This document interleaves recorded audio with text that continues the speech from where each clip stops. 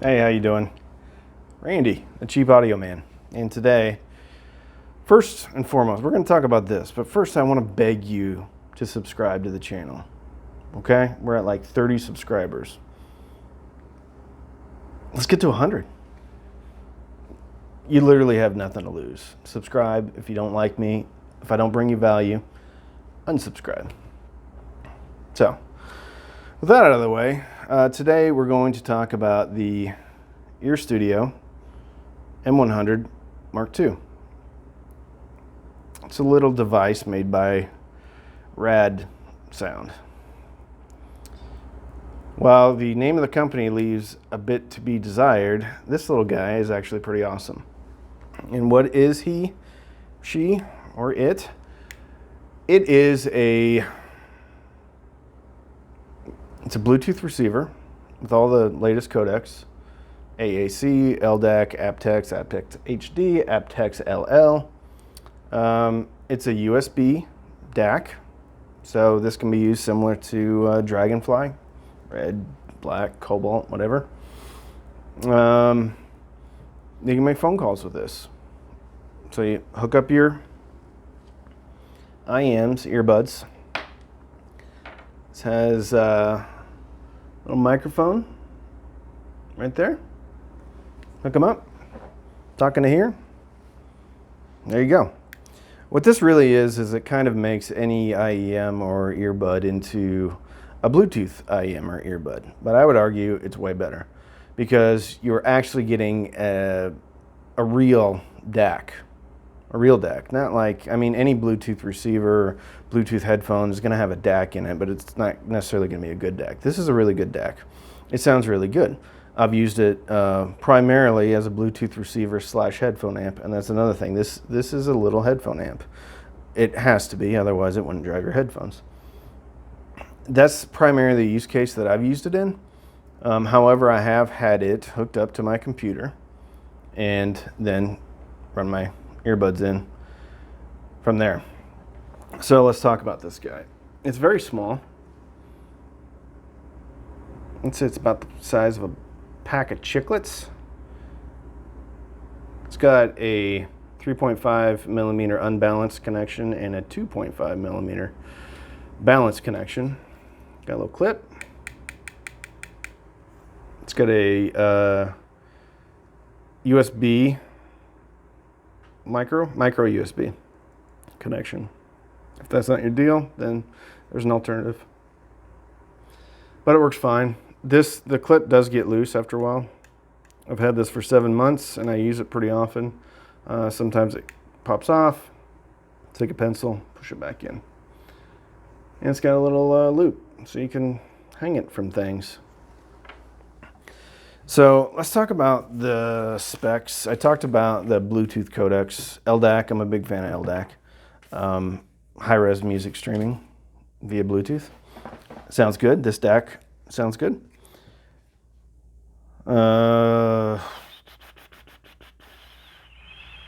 So yeah, the power ratings are not outstanding, but they're not horrible. They're 35 milliwatts at 32 unbalanced, and they are 100 milliwatts at 32 balanced. That may not sound like a lot, but it does power my very hard to drive 10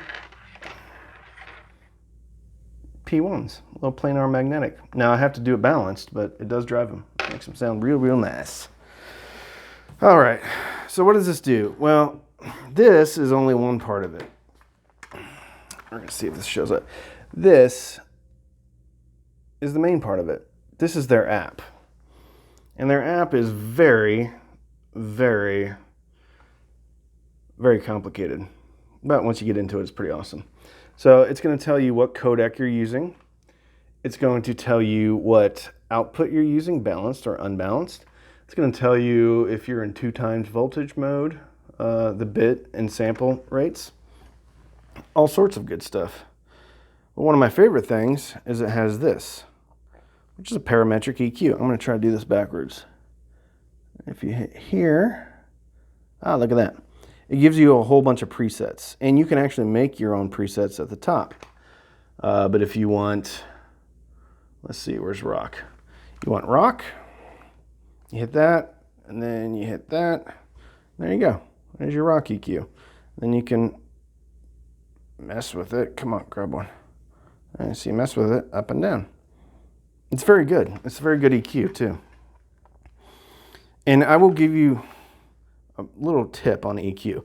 Once you get the shape, how you like it and how it sounds good to you, then bring all that down so that the peaks are at 0 dB, and then just turn up the volume.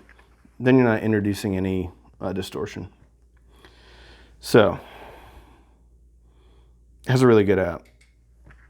You can go in, you can change the microphone, you can change, like when you're out on the street, you can turn on the microphone and have a little bit of the ambient noise bleed into your earbuds. It makes it safer. So, I mean, everyone said, don't ever wear earbuds outside because it's dangerous. Screw you. I got the RadSound Earstudio M100 Mk. I can pipe ambient noise into my headphones and be safe. Not telling you to do that while you're on a bike, but I'm telling you you can do that when you're on a bike. So it has also different DAC settings: roll off, super roll off, short delay, and oversampling rates. So if you're hearing popping or clicking, sometimes that's a clocking issue between your device and the DAC, or your source and the DAC, and you can oversample it. And that may take care of the problem. Look at that, you can see everything. It's like a mirror. So how's it sound? Sounds great. I use it all the time. I compared it to, I don't know, I had a shit Modi DAC. Sounded good, sounded similar. I can't really, DACs are tough for me. I mean, unless I'm like just A-Bing them, to me, most of them sound very good. And they sound way better than any DAC that's in a smart device or a computer or anything like that. So I love it. I use it all the time. There is another use case scenario for this. So if you go into Home and you go into the volume part, and this is probably backwards so you can't read it. Anyway, you have preamp mode and headphone amp mode. And in headphone amp mode, you can put in the specs of your headphone, the resistance and the sensitivity. It'll tell you basically sound SPL, so listen at 90 dB. Is that accurate? Well, it's just doing math. And most people know that not the sensitivity, but the impedance of a speaker or headphone will change dependent upon the frequency. So at certain frequencies, it could be much higher impedance, much lower. So anyway, it's kind of a cute little parlor trick. But it has a preamp mode, and the preamp mode, in theory, and it actually works because I've tried it, you can take a 3.5 millimeter to RCA output and plug it into a headphone amp. You can plug it into a regular amp. You can plug it into any analog input. Then you go back here, you go to the home page, and you can try to get that to as high of a voltage as you can. And you can't really see it. It's like 1.6. Most line level inputs with RCA connections are 2 volts. So that's what most amps, receivers, headphone amps, that's what they want to see. And that's what they amplify the source based upon that voltage.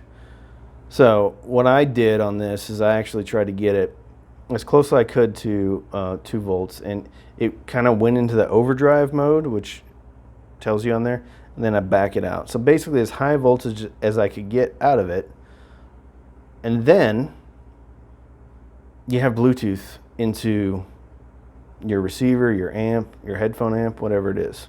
And you have good Bluetooth because it's LDAC. So it does kind of work for that. It doesn't quite have enough power to do that properly, but it does. I actually ran a 2.5 millimeter to XLR into a headphone amp because the XLR output has a higher power.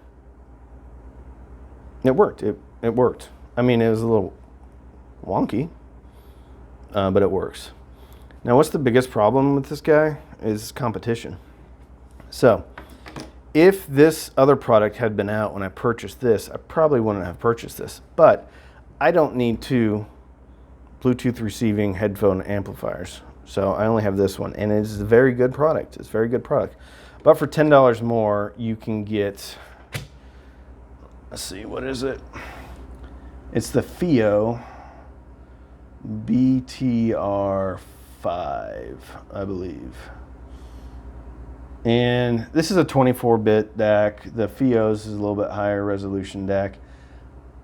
Does that matter? Yes, it can matter, I guess, but I've never really been able to tell the difference. I just know that it sounds good. So it is the Fio BT. Come on, internet, you can do it. I'm having internet issues. There it is.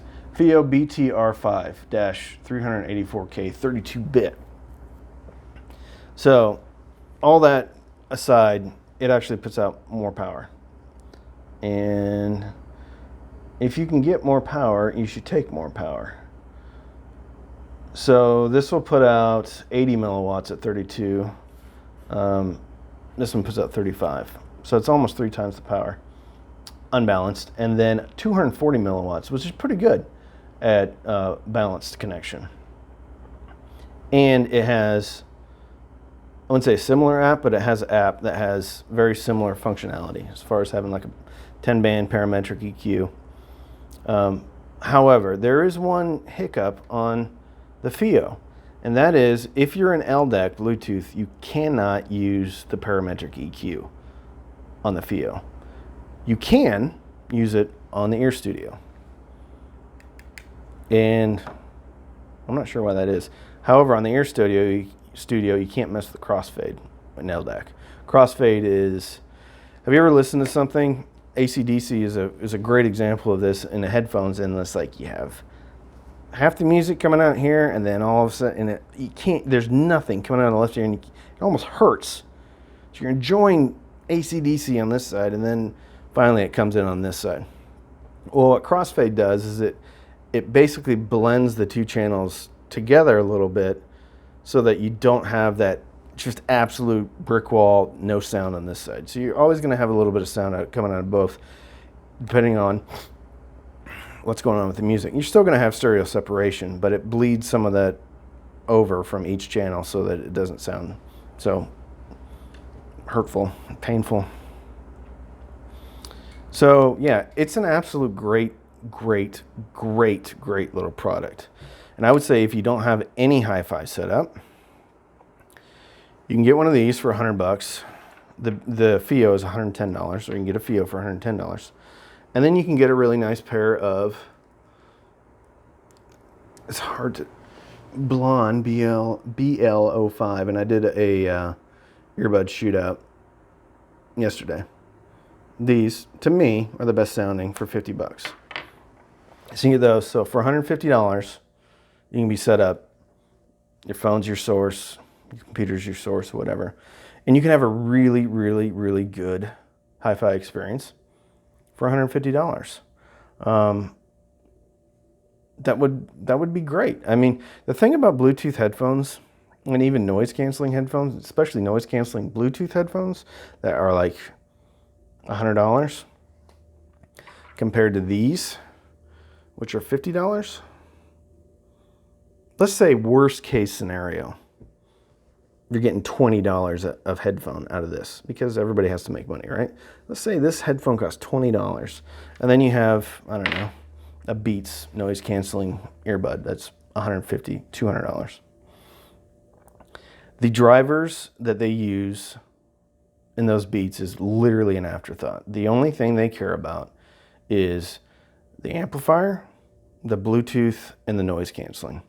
They don't care about sound quality. Now, sometimes they can get around that with some DSD tomfoolery and sorcery, which is fun. You can get good sound out of crappy drivers. But I'm telling you, I am telling you, any Sony, Beats, AirPods, anything like that, you're just not getting the return on the sound investment.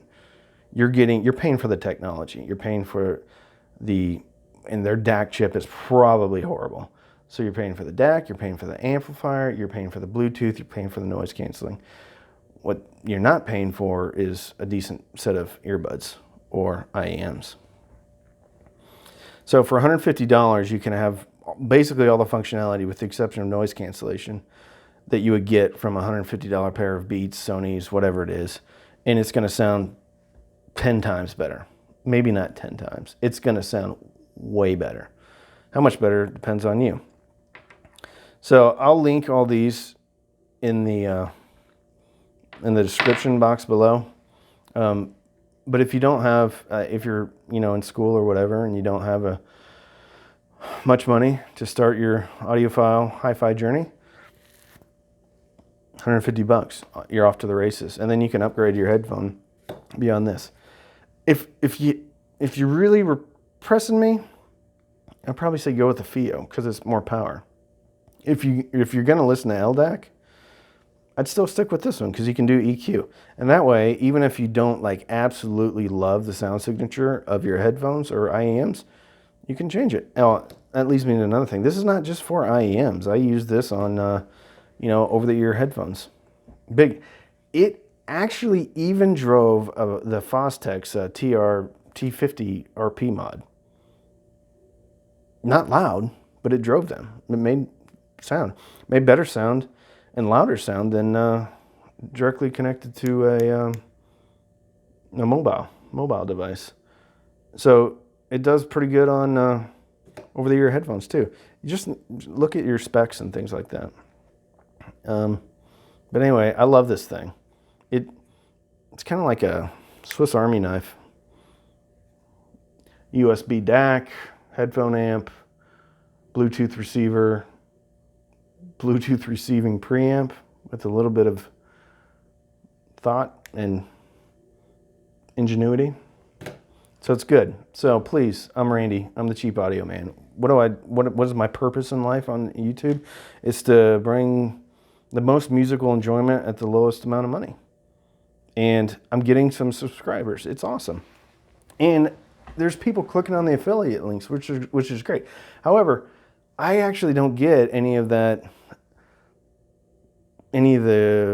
commissions from Amazon unless I have a specific number of subscribers. So that's why, if you can, please subscribe. It'd help me out tremendously. And that money would go towards buying more things. Everything I'm reviewing up to this point is things that I own. I own it. I wanted to find the best IEM, so I bought a bunch of IEMs.